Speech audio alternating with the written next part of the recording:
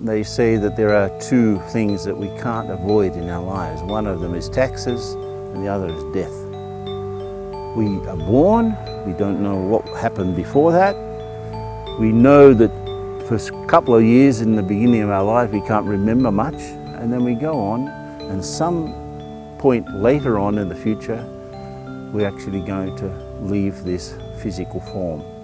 So the way I understand death is there are two things. There's the conscious energy that gives life to the physical form, not just life to the, of course we breathe and we eat and we get water and stuff. That gives us the physical elements to sustain the body.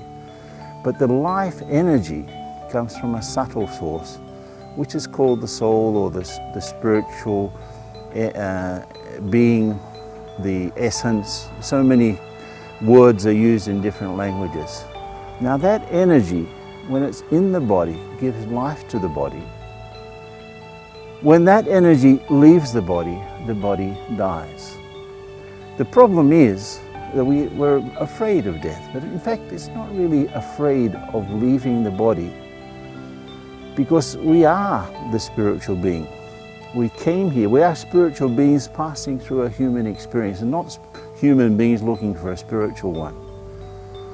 So if I understand that my real nature is spiritual, that my presence here is giving life to the body, not just life to the body, but life to the things that I do through it, life to my activities, life to the network of connections and relationships that I form.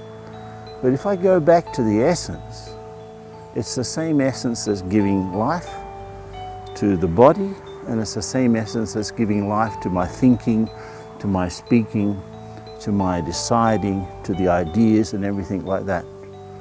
So if I have that sense of self, and I look at the body from that perspective, then I know that if something happens to the body, it's like happening to the car, it's the vehicle.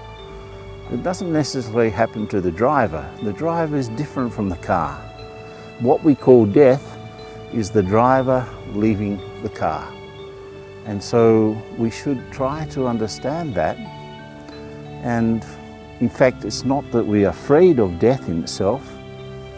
We suspect that we're actually spiritual beings. But what the fear is the fear that the ego is going to stop. So, I'm afraid that my limited ego, I am so-and-so, I did this and I did that. Yes, that will stop. But the life energy continues. So I have to associate with what continues and not with what stops.